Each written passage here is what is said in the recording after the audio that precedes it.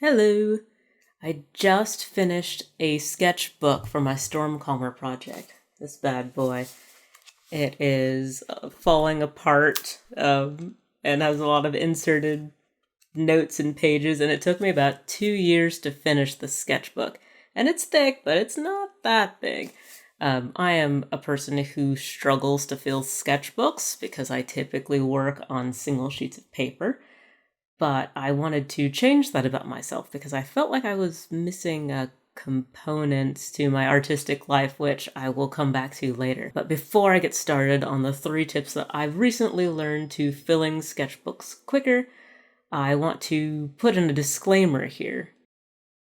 You do not have to finish the sketchbook. You do not have to finish sketchbooks quickly. You don't have to use sketchbooks. As I mentioned, I usually work on single sheets of paper, individually scattered, throughout my life.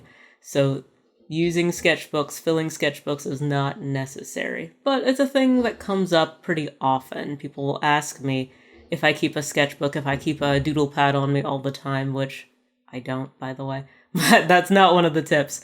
It's just a personal preference. So don't worry if you don't ever fill a sketchbook. It's okay. The reason why I decided to use a sketchbook in the first place is because I wanted to stop hunting around for scraps of paper when I'm like, I had that idea, that thought, that piece of language that I worked out. Where was that? And then I'd have to go find it because it would be in one of several sheets of paper, like written on the back of something. So I wanted to stop searching for my ideas. I wanted everything in one place in its own codified system. So I have a sketchbook. I do have a manila folder for if I have a larger piece of artwork that I can't transfer to the sketchbook. I keep that there. And I have a digital file set up in the same way. So I have one file system per project. And I try to only work on one project at a time. But you know how it goes. So into my 3 tips for filling sketchbooks faster. Tip 1 is actually what I started with, which is consolidate everything into one spot. And by everything, I mean writing and drawing and notes and anything you can think of that has to do with that project. So when you see my sketchbooks, there's a lot of text in my sketchbooks. I've always written whenever I had a sketchbook. I would write a lot because I think through things by writing. And that's going to come up again later. But you'll see I have images with notes, images that might be crossed out, notes from conventions that I've attended, if it has to do with that project. And so it all gets stored in one place so I know where to find it later. And it makes that cool look of like you have like an image and then you have like a little arrow drawn to it, like make this more prominent or whatever. I've always loved that look in like sketchbooks and art books. So I wanted that in my own sketchbook. Tip 2, include relevant studies, aka other people's work, meaning that sometimes, you'll go study, for example, Chris Somney's line work or the military uniforms used in Skies of Fire. And, you're just doing studies, so you're not going to use those images, but they serve as reference in your mental library of, how do I make a character stand out? How do I spot blacks beautifully? And, you want to remember that and get that into your, finger memory. So you make studies. And I've started putting those studies in my sketchbook because sometimes I'm like, there was a thing that I saw that I did once, and it would have fit perfectly here, that idea anyway. It was like a sunset, but it was blue or whatever. And I cannot remember where that came from, but if I put it in my notebook, I can go reference that and say, yeah, I want to do something similar to that. But of course, not that same thing, because that would be plagiarism. Tip 3, and this is the most important thing I've learned recently, is to think with my pencil. And what I mean by that is, earlier I mentioned that I work through story problems by writing. Makes perfect sense, right?